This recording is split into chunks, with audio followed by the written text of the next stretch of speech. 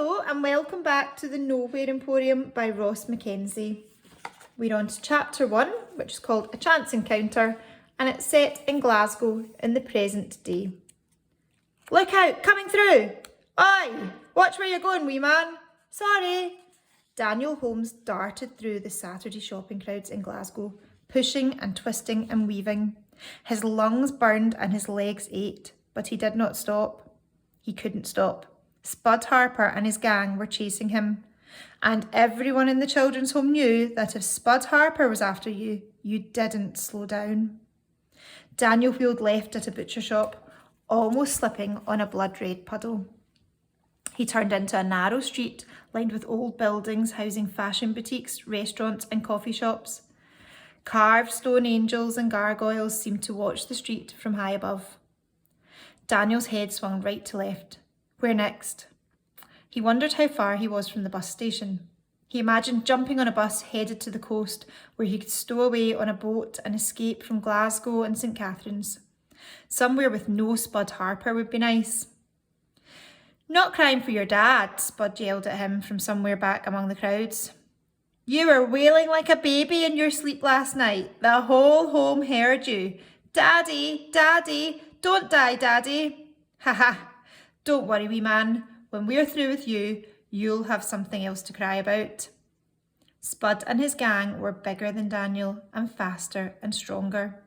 Sooner or later, they'd catch him.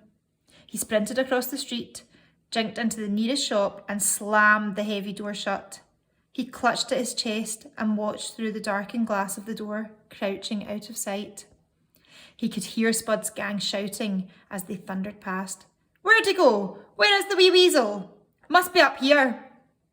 Daniel's shoulders sagged. He closed his eyes and breathed deeply. The air was infused with the jumbled perfume of furniture polish and dust and something like melting chocolate.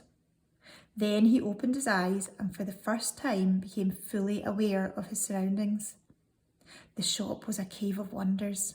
Everywhere he looked, Daniel saw something he wanted to pick up, to hold, to have as his own.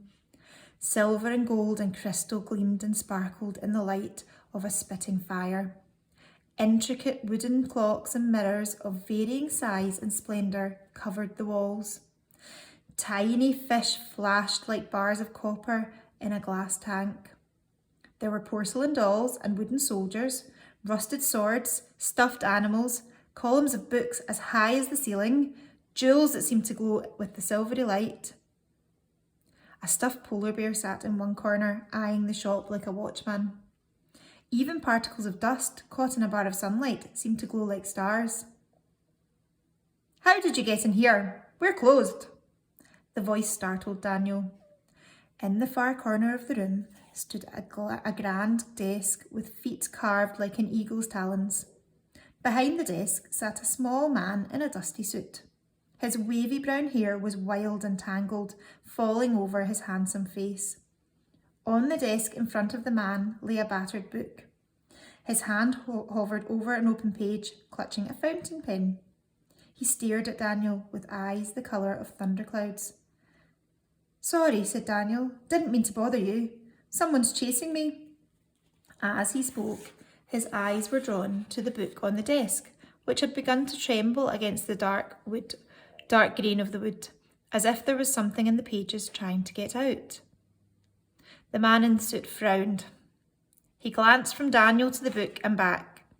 Then he snapped the book shut, locked it away in his desk, and got up and marched past Daniel to the door.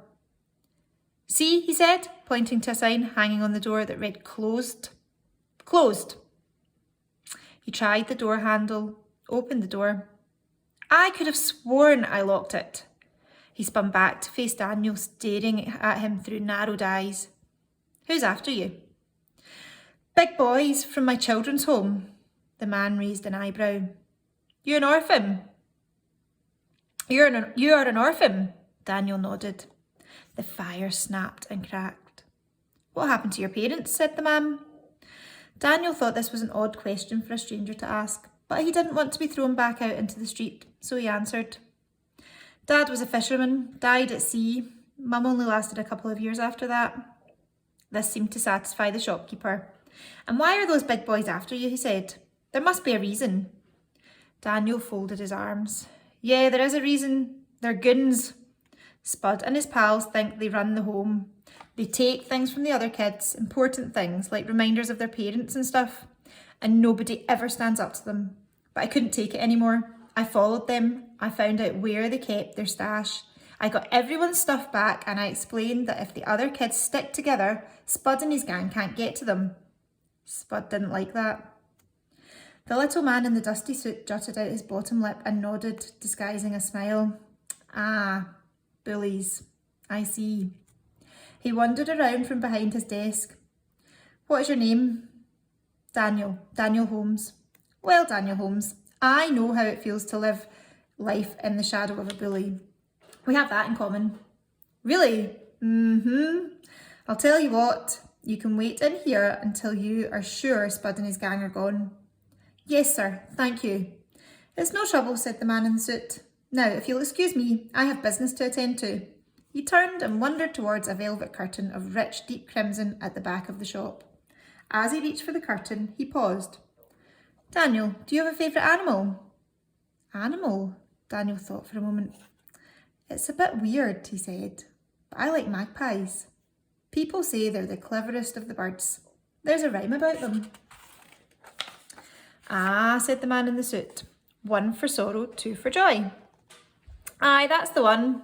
Very good," said the shopkeeper. He smiled to himself, then said, "Well, I must be off." "See you," said Daniel. "Hey, maybe I'll come back and buy something from you one day." A fleeting smile crossed the man's face. "Oh, I wouldn't be too sure. Return customers are very rare in this place." And with that, he was through the curtain and away. Daniel peered out of the window, which was tinted sepia, so that the outside world looked like an old photograph. Grey Glasgow rain had begun to fall in fat drops. Puddles were already gathering on the road. Spud Harper and his gang were long gone, but Daniel was keen to have one last look round before he left. He wandered towards a table scattered with metal toy soldiers.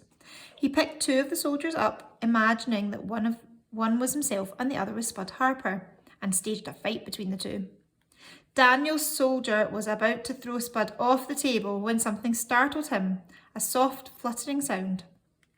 He dropped the toys and stared at the red curtain to the back of the shop. Another flutter. The curtain waved gently.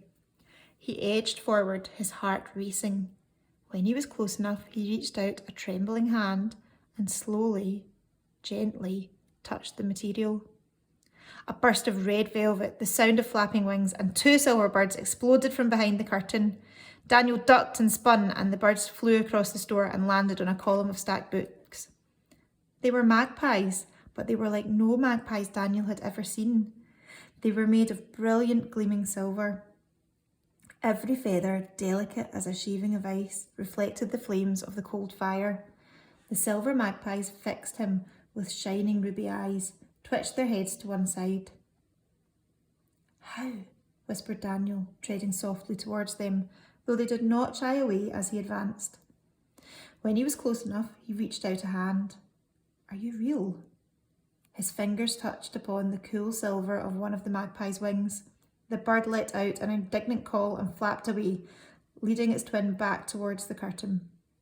When they reached the rich red velvet, the birds did not fly through. Instead, they exploded with a flash, and a shower of rubies rained down on the shop floor. Daniel's mouth hung open. "What's going on out there?" came the shop owner's voice from behind the curtain. "What was that sound?" "Nothing had better be damaged." Suddenly, unsure of exactly what he'd seen or what kind of place he'd stumbled upon, Daniel made for the door. A little bell sang as he dashed out into the rain and down the street.